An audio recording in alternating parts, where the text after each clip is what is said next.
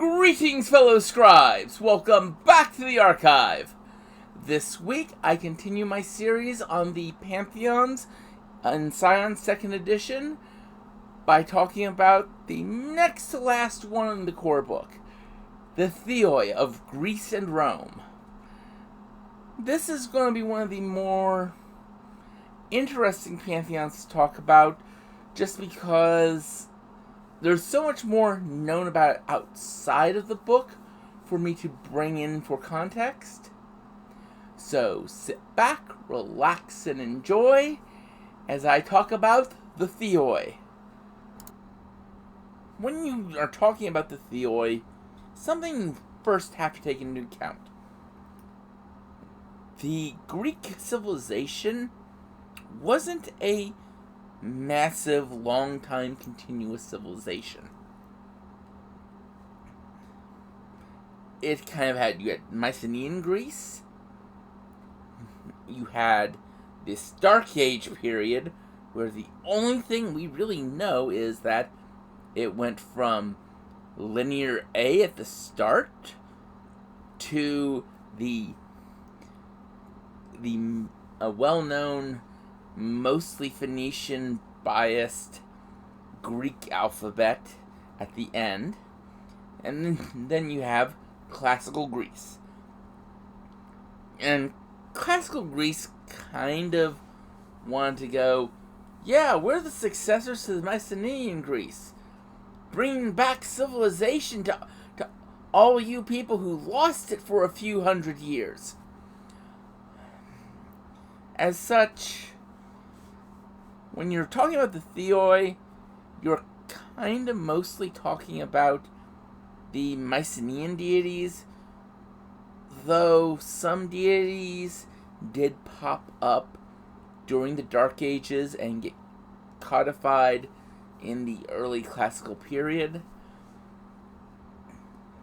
But what does that really have to do with the Theoi? Well, first off, this is why divine epithets is actually a thing for them.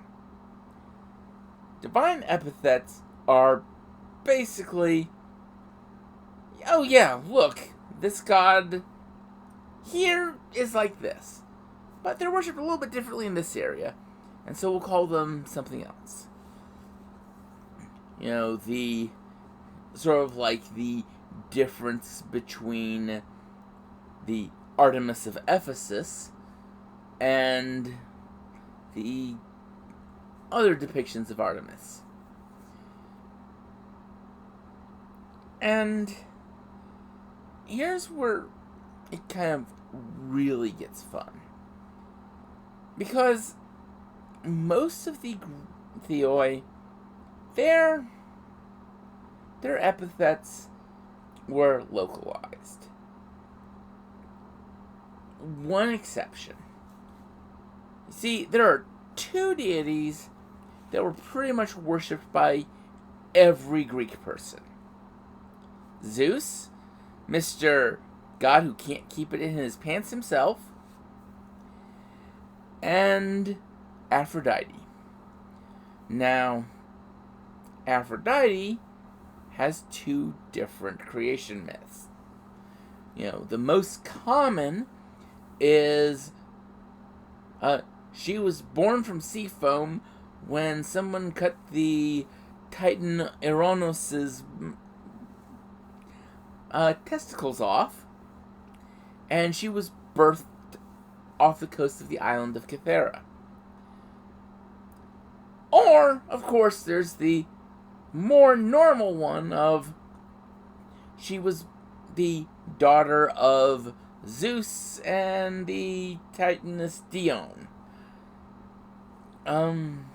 Either way, you've got two different birth myths for the same deity. This kind of led to the first two divine epithets. Aphrodite Urania, who is the sort of goddess of pure love, and Aphrodite Pandemos, Aphrodite of all the people, who was the more carnal Aphrodite, and was the one who got the biggest cult following, no pun intended. However, there's another Aphrodite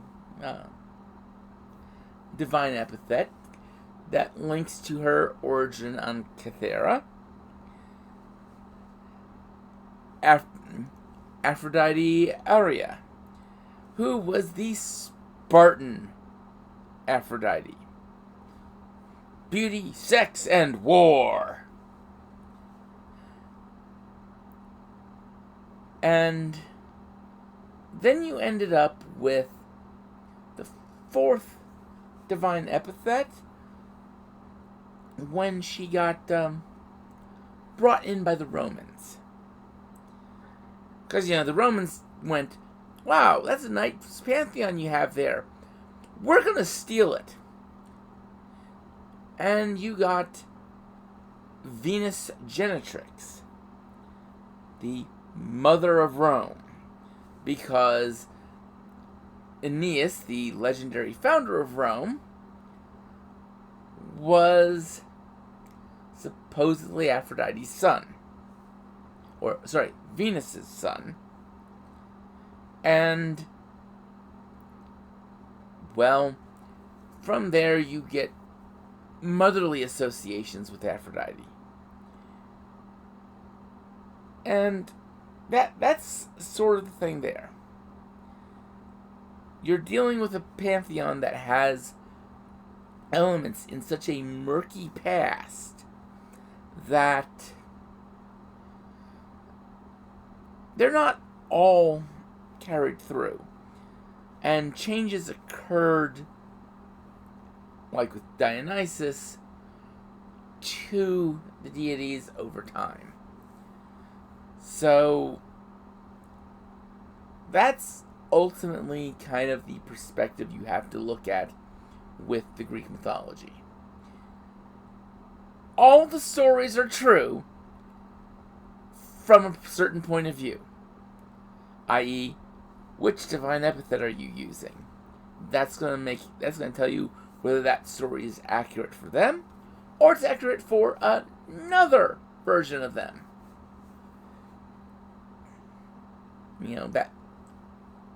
That's kind of the thing. But what makes the Greek pantheon kind of interesting is that they're all family. And that's the thing.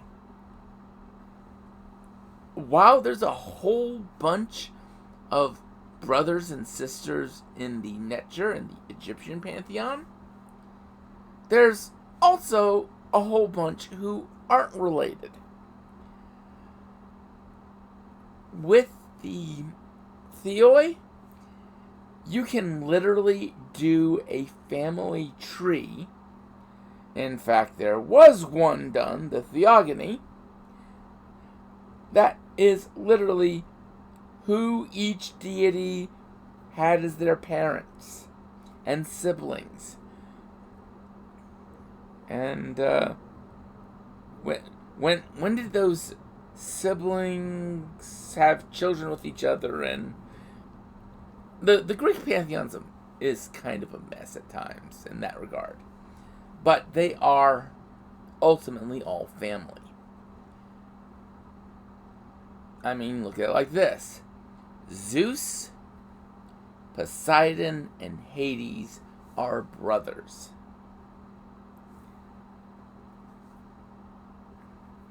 And, don't go looking to the Disney Hades for what Hades was like. Hades is not an evil being. He is the god of the dead. The ruler of the underworld. He kind of makes sure everything runs smoothly. I don't know why there's always been this view that gods of the dead are evil, but especially when you look at the Theoi, they aren't. At least Hades isn't. And the other unique-ish trait for the Theoi is they're people. They have full desires. They think for themselves, personalities, fickleness, make mistakes.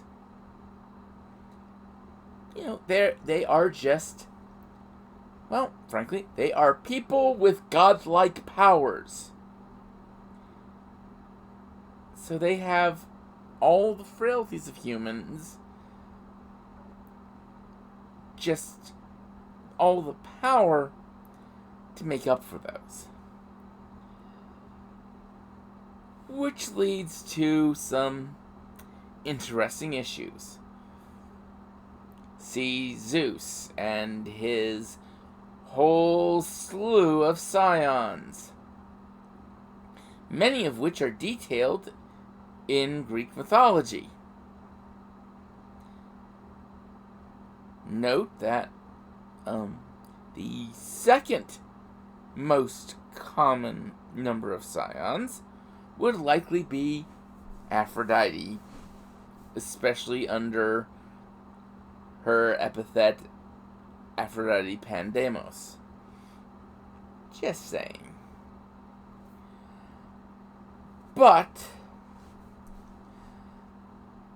that's really the core of the Greek and Roman pantheon. What are their virtues? Egotism and kinship. Kinship because, well, they're all family. They all stick together. Yeah, they might not get along all the time, but you know what? You go and mess with one, you're gonna get others ganging up right behind you. And that's sort of the big thing with their scions. They're gonna look out for other Theoi scions because they're related. They're gonna look out for their own family because, well, they're related. At the same time, you have egotism. They are one of the oldest pantheons, and they are proud of it. They are a proud bunch of gods, demigods, and scions, and heroes. So, they're never going to take a personal insult lying down. They're not going to shrug off a personal insult. They're not going to accept being told they can't do something. And you throw a challenge at their feet, hell yeah, they're going to try and rise to it, or die trying. And that's how their virtues work. I personally don't see how these end up in that tug of war between each other, because they kind of seem to play into each other, but that's just me. Now, what is the greatest weakness of the Theoi? Themselves. They have all these petty squabbles, all these petty disagreements. If someone's creative enough to hide their track in it, they can play Theoi off each other. and come out ahead. Now, how do they get along with the other Pantheons? Well, they did shelter for a time with the Egyptian Pantheon. And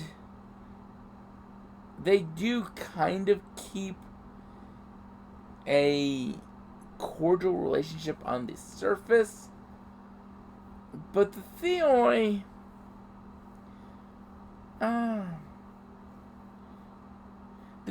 want a chance to save the nectar.